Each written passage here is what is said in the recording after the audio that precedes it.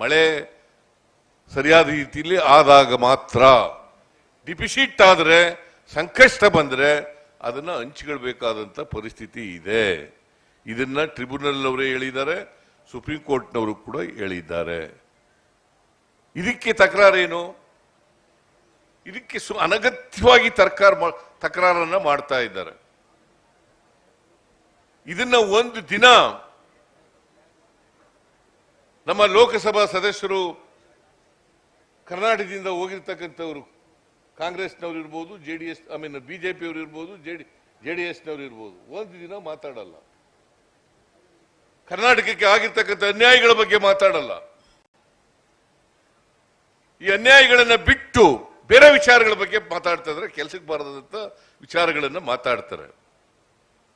ಮೊನ್ನೆ ಬಜೆಟ್ ಮಂಡಿಸಿದ್ರು ಕೇಂದ್ರ ಸರ್ಕಾರದವರು.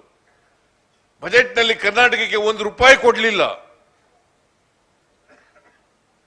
ಏನು ಅನ್ಯಾಯ ಆಗಿಲ್ಲ ಕರ್ನಾಟಕಕ್ಕೆ ಅಂತ ಹೇಳ್ತಾರೆ. ಇದು ನಂಬ್ಕೋಬೇಕಾ?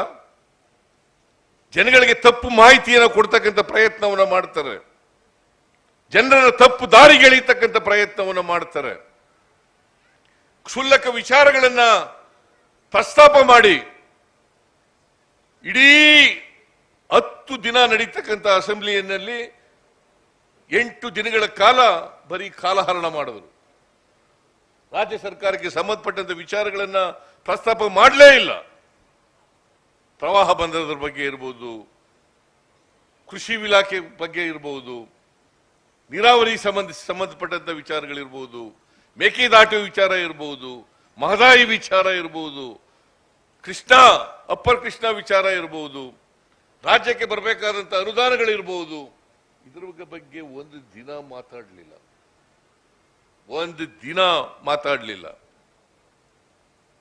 ಆದ್ರೆ ಯಾವುದು ರಾಜ್ಯಕ್ಕೆ ಸಂಬಂಧ ಇಲ್ಲ, ಸುಳ್ಳುಗಳನ್ನ ಹೇಳ್ಕೊಂಡು ಇಡೀ ರಾಜ್ಯ ತುಂಬಾ ಜನರನ್ನ ತಪ್ಪುದಾರಿಗೆ ಎಳೀತಕ್ಕಂಥ ಪ್ರಯತ್ನವನ್ನ ಮಾಡ್ತಾ ಇದ್ದಾರೆ.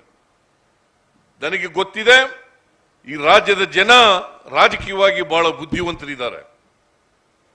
ಯಾರು ಸುಳ್ಳು ಹೇಳ್ತಾರೆ, ಯಾರು ನಿಜ ಹೇಳ್ತಾರೆ, ಅದನ್ನು ಅರ್ಥ ಮಾಡ್ಕೊಳ್ತಕ್ಕಂಥ ಶಕ್ತಿ ಕರ್ನಾಟಕದ ಜನರಿಗಿದೆ. ಇದನ್ನ ಇವರು ಅರ್ಥ ಮಾಡ್ಕೋಬೇಕಾಗ್ತದೆ. ಅರ್ಥ ಇಲ್ಲದೇನೆ ಕಾಂಗ್ರೆಸ್ ಸರ್ಕಾರ ಬಂದಿದೆ, ಅಧಿಕಾರದಲ್ಲಿ ಇದೆ, ನಾವು ಜನರ ಆಶೀರ್ವಾದದಿಂದ ಅಧಿಕಾರಕ್ಕೆ ಬಂದಿರತಕ್ಕಂಥದ್ದು. 135+1 136 ಸ್ಥಾನಗಳನ್ನು ಜನರ ಆಶೀರ್ವಾದದಿಂದ ನಾವು ಅಧಿಕಾರಕ್ಕೆ ಬಂದಿದ್ದೀವಿ. 136 ವಿಧಾನಸಭಾ ಕ್ಷೇತ್ರಗಳಲ್ಲಿ ಗೆದ್ದು ಅಧಿಕಾರಕ್ಕೆ ಬಂದಿದ್ದೀವಿ. ನಮಗೆ ಜನ ಆಶೀರ್ವಾದ ಮಾಡಿರೋದು. ಜೆಡಿಎಸ್ನವರಲ್ಲ, ಬಿಜೆಪಿಯವರಲ್ಲ ಇದ್ರ ಮಾಡಿರ್ತಕ್ಕಂಥದ್ದು. ಜನರ ಆಶೀರ್ವಾದದಿಂದ ಮಾಡಿದ್ದೀವಿ. ನಮ್ಮ ಸರ್ಕಾರವನ್ನು ದುರ್ಬಲಗೊಳಿಸತಕ್ಕಂಥ ಪ್ರಯತ್ನವನ್ನು ಮಾಡ್ತಾ ಇದ್ದಾರೆ. ಕ್ಷುಲ್ಲಕ ವಿಚಾರಗಳನ್ನು ಇಟ್ಕೊಂಡು, ಸುಳ್ಳು ವಿಚಾರಗಳನ್ನು ಇಟ್ಕೊಂಡು, ಸುಳ್ಳು ಆರೋಪಗಳನ್ನು ಮಾಡಿ ಇವತ್ತು ಸರ್ಕಾರವನ್ನು ದುರ್ಬಲಗೊಳಿಸತಕ್ಕಂಥ ಪ್ರಯತ್ನವನ್ನು ಮಾಡ್ತಾ ಇದ್ದಾರೆ. ದೇಶದಲ್ಲಿ ಅನೇಕ ರಾಜ್ಯಗಳಲ್ಲಿ ಮಾಡಿದ್ದಾರೆ, ಇಲ್ಲೂ ಕೂಡ ಮಾಡ್ತಕ್ಕಂಥ ಪ್ರಯತ್ನವನ್ನು ಮಾಡ್ತಾ ಇದ್ದಾರೆ. ಜನ ಅರ್ಥ ಮಾಡ್ಕೋಬೇಕಾಗ್ತದೆ, ಯಾವುದು ಸುಳ್ಳು ಯಾವುದು ಸತ್ಯ ಅಂತಕ್ಕಂಥದ್ದನ್ನ ತಿಳ್ಕೋಬೇಕಾಗ್ತದೆ.